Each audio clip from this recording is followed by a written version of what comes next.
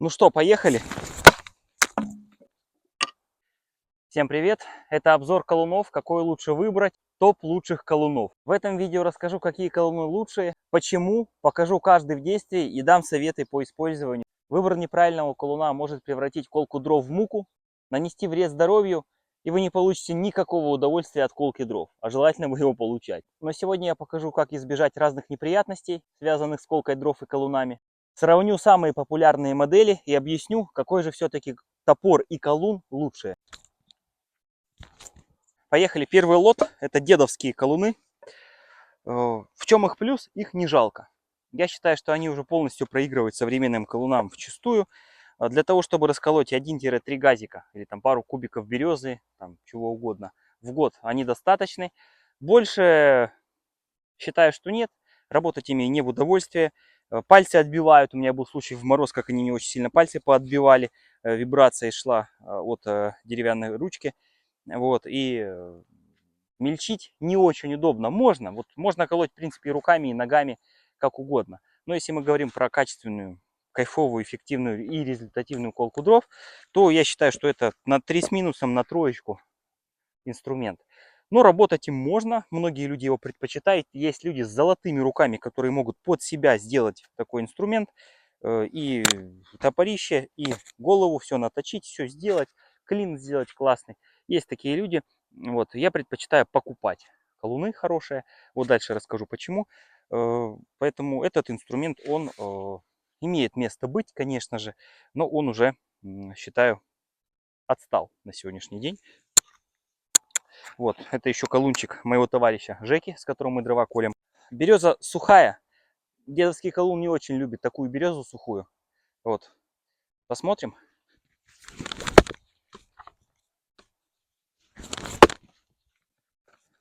Разбили. Можно дальше помельчить, например, более легкой моделью. Кстати, эта модель неплохая, у нее вот клин интересный. Вот, возьмем Жеки колун.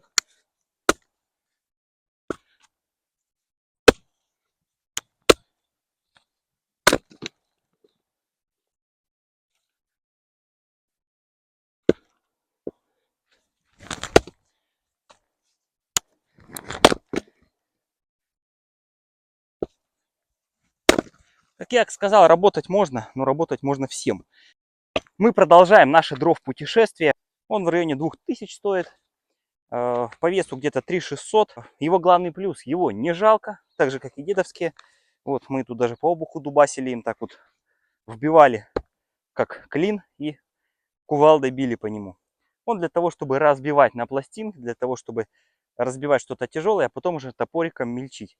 Давайте возьмем что-нибудь, хотя бы вот это.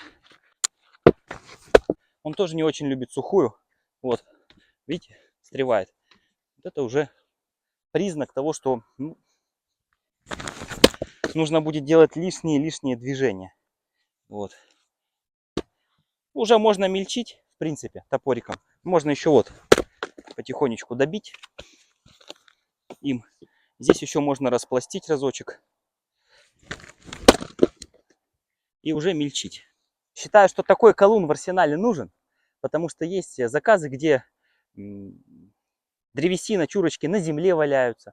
Их надо прямо там на земле, а где-то на земле есть камень, где-то, может, вообще на асфальте. В общем, где ты будешь прошивать древесину и бить в грунт, в землю.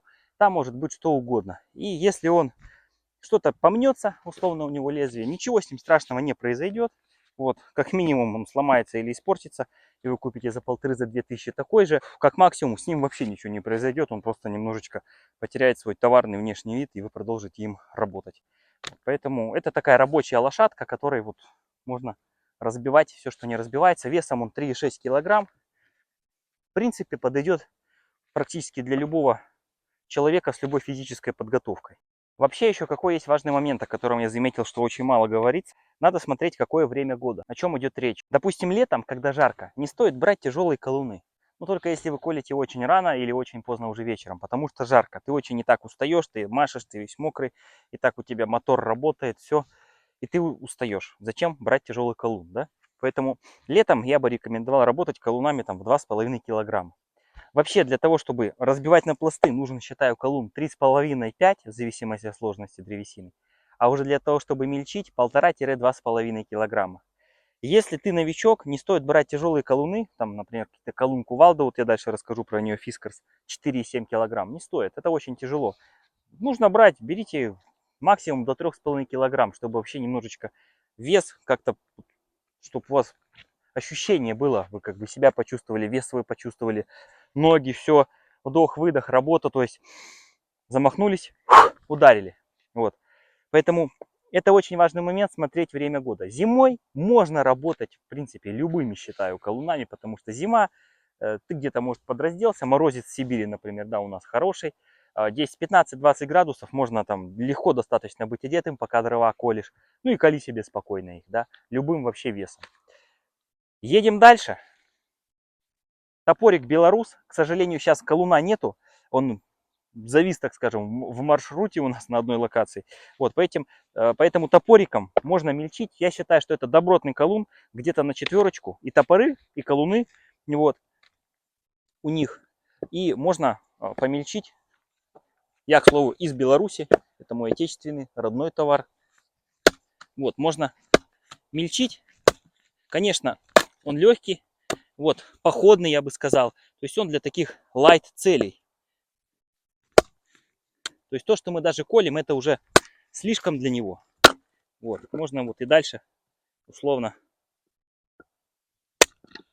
помельчить вот так вот. Так вот взять, помельчить совсем уж. На костер, на рожек, где-то что-то вот такая вот вещь. С 2 рук ты им бить не будешь, он уж слишком коротенький.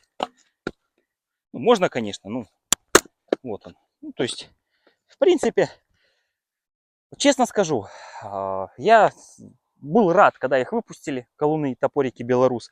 Они добротные, вот так могу сказать, добротные. Не первоклассные, не мировой уровень пока что, но они добротные, хорошие, ими можно работать. Цена адекватная, в принципе. Вот, поэтому их оцениваем где-то на 4. На 3 с плюсом 4 это будет честная оценка по ним. То есть работать можно. Едем дальше. Уже такая более интересная модель. Вихрь ТК-25. Чем он мне нравится, так это тем, что у него вот такая вот широкая голова. Широкая голова достаточно. Вот. Не знаю, как он зимой себя покажет, как будет ручка работать у него, честно скажу, не знаю. Вот. Ну вот он на Алтае очень хорошо заходит, где плотная такая плотность древесины высокая, где она сбитая, такая мощная, твердая, такая вот, знаете, напитанная. Вот это вот вещь для такой древесины, когда она твердоватая. Вот. Потому что он не застревает. Широкая голова, вот он тут сильно вот так вот расходится, а потом сходится. Вот. Очень интересная модель, и при этом он еще и стоит достаточно дешево. 3-4 тысячи, считаю, для этой модели это очень хороший ценник. Вот.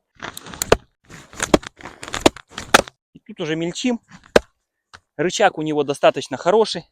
То есть, в принципе, даже длина для таких универсальных колунов 65-70 и вес 2,5 за глаза на 90% древесины.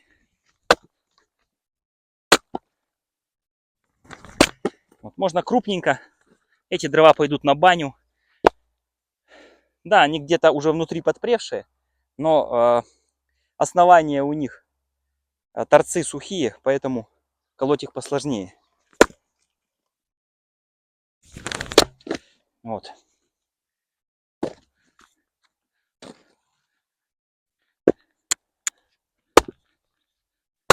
Сегодня колем мы не по всем канонам. Конечно, надо на пластинки бить, а не на такие кусманы. Вот. Но сегодня у нас задача донести до вас, да, по колунам. Так, плавно подошли к моим любимым колунам. Колун Кувалда Фискарс XXL 36, 4,7 килограмма. Ручка в районе 95 сантиметров. Ценник в районе десятки. 8-12 тысяч. По колунам я знаю, где покупать их сейчас со скидкой. Многие модели вообще. Поэтому это можете писать отдельно. Я знаю, где их взять, в общем. Вот. Значит, не рекомендовано для начинашек. Рекомендовано для тех, кто уже более-менее в руках есть сила, да, в плечах, в спине. голова на плечах в плане колки дров и в принципе. Потому что инструмент достаточно серьезный, можно легко себя и травмировать, и товарища травмировать. Ну, в общем, надо аккуратно. Вот. Для новичков не надо, это уже для опытных, продвинутых пользователей. Он идет как колун кувалда, строительный вообще. Вот. Но мы им колем дрова. Вообще Fiskars, вся линейка бережет здоровье. Только главное пальцы себе беречь, не отрубить пальцы аккуратненько. Недавно вот сильно очень порезал указательный палец левой руки, резанул. Просто резанул, прошелся вот лезвием, даже не ударил его. Такое легкое касание было. Вот уже больше 10 дней залечиваю. Вот. Кстати, рекомендую носить с собой аптечку на колку дров минимальную. Вот это уже для серьезных вещей раскалывает 98%. Все, что можно расколоть физически, все раскалывает. Есть, конечно, недоколы, но это уже либо дровоколы, либо просто не кондиция. Да? Давайте ее по центру сделаем неправильно, для того, чтобы посмотреть. Попробуем расколоть по центру, а не с краев. Ну, даже это он берет. Вот он, на половинке. Считаю, это вообще лучший колун, именно тяжелый, который вообще есть на сегодняшний день на свете. Идем дальше. Есть следующая модель. Их осталось 3. Последний будет самый универсальный и самый лучший. XXL36. Извиняюсь, X36. Он в районе, это новая модель, 5-е поколение колунов Fiskars. Вес примерно 2,6-2,7, 95 сантиметров ручка. Вот. Тут такой интересный крючок, кто знает в Fiskars'ах, шарит, его новый сделали здесь. Чуть сделали короче голову, он не втыкается. Вот. Для того, чтобы разбивать. Такую древесину он будет брать, безусловно. Вот. Но тоже сухую, будем честны, никто не любит. Никакой колун и человек, но в плане колки. Вот. Он, кстати, застревает на самом деле меньше всех. За счет новой головы.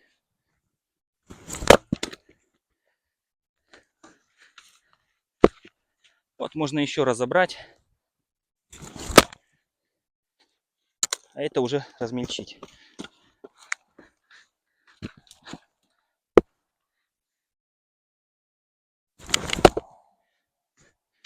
Сучочек обколем.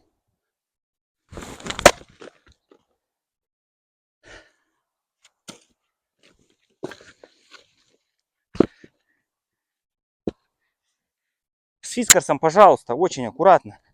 Очень в плане лезвия опасная вещь. Вот. Хороший баланс у него, надо сказать. Очень хороший.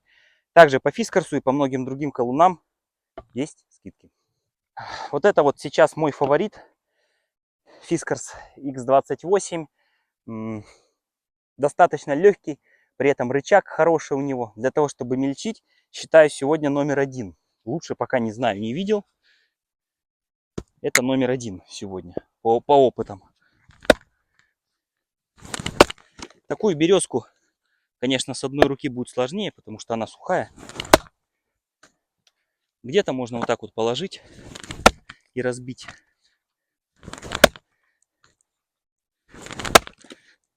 Им, например, вот это.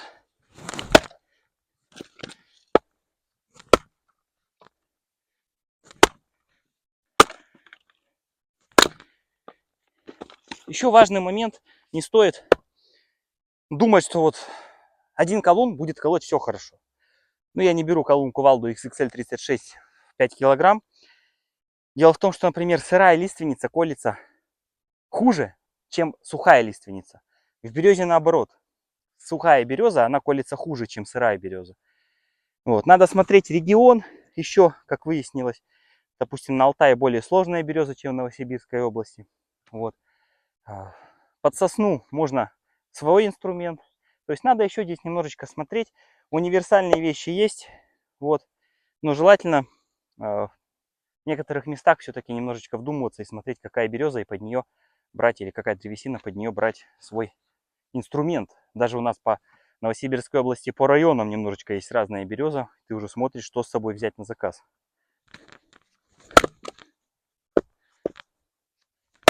Он ходит прям, очень мягко ходит. Минимальная отдача. Ну и мой фаворит в плане универсальности, лучше пока что ничего не придумали. Это Fiskars X25, это даже не 5-е поколение, 4-е поколение. Он более топорный, чем вот этот X28 или X36 Fiskars. Он такой, что имею в виду, более жесткий. Вот, но им можно и мельчить, и бить на пласты. Вот, потому что у него идеальный баланс длины, я считаю, который вот можно сделать, и веса. Больше, длиннее уже будет сложно. Короче, будет уже не то.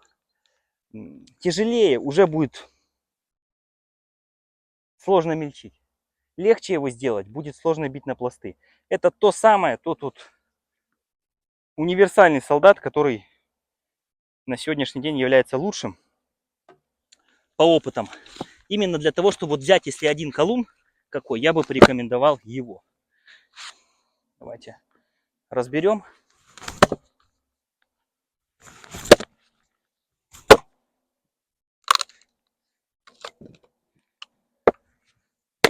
И тут просто он ходит по чуть-чуть.